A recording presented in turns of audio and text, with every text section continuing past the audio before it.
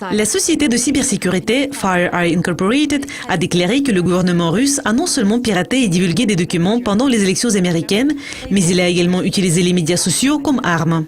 Le gouvernement russe a-t-il influencé les élections américaines ?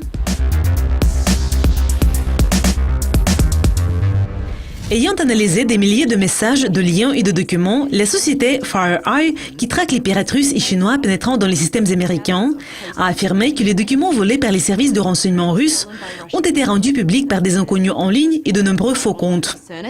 Cela vient s'ajouter aux accusations selon lesquelles, au cours de la campagne, la Russie a piraté et divulgué les documents du Parti démocrate. Selon le président de FireEye, David DeVolt, l'évolution de la Russie comme cyberpouvoir est à un tout autre niveau, un niveau jamais connu auparavant.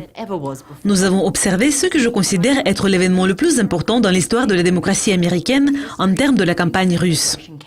7 membres démocrates et apparentés aux démocrates du comité du renseignement du Sénat ont écrit au président Barack Obama et lui ont demandé de rendre publics les renseignements pertinents sur les élections.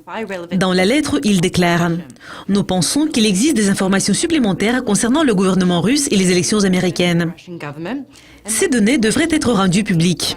Nous transmettons des détails pertinents par des voies protégées. » Le ministre russe des Affaires étrangères, Sergei Lavrov, a répondu que les allégations selon lesquelles les attaques des pirates russes avaient contribué à la victoire de Donald Trump étaient un mythe.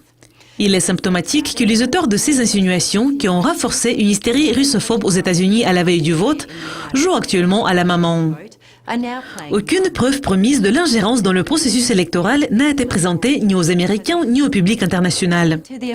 Cela confirme encore une fois que toute cette histoire est du domaine de la création de mythes et a pour but d'atteindre des objectifs politiques à court terme. Les responsables russes ont toujours nié les allégations liées au piratage au cours des élections américaines.